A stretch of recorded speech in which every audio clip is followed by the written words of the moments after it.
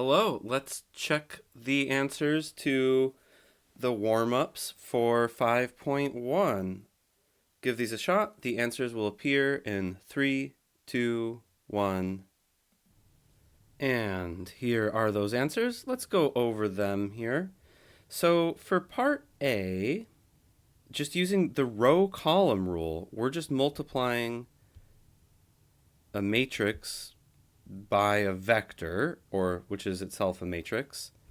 And the definition of how to do that is just use the entries in the vector on the right to scale the columns of the matrix on the left, but those columns are just one number.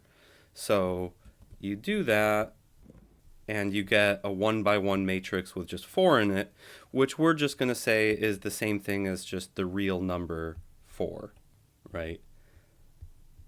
R1 is just the same thing as R. So whether you write the brackets or not doesn't matter. Now, that is not the same thing as if you move the transpose around over here.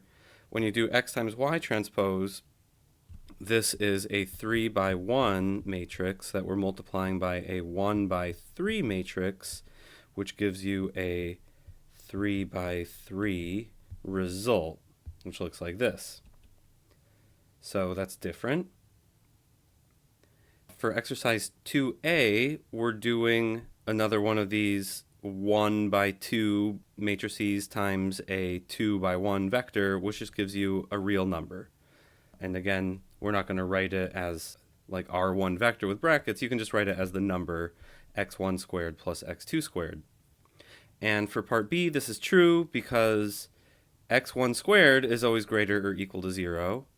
We're adding that to x2 squared, which is always greater or equal to 0. So yeah, this is always greater or equal to 0.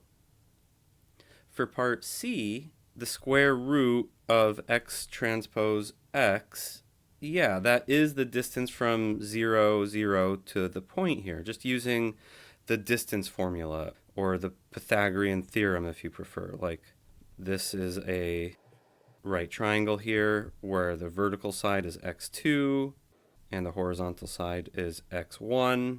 So the hypotenuse is the distance from the origin to that point. That is just the square root of the sum of the squares of the two legs.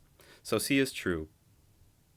For part D, yeah, if x1 squared plus x2 squared equals 0, the only way to get that is if both of these non-negative numbers are each 0. So that must mean x1 and x2 are both 0, and that means x is just the 0 vector. Or in other words, the only point whose distance from the origin to that point is equal to 0 is the origin itself. Okay, let's look at exercise 3. With this one, you want to find w so that u plus w is equal to v, and I already drew a picture of this here for you, so you can see that you need to go over 4 and you need to go down 2, so that gives you the vector 4, negative 2. And yeah, you can see the distance from this point, 1, 3, to the point, 5, 1, is going to be the length of that arrow. And looking at C, this is true just because like you're doing u minus u, so it cancels out to give you v. And that means that u plus this v minus u vector is equal to v. That means this vector must be w, which is what D is saying. So D is true. All right, so that was these warm-ups. Let's dive into the section in the next video.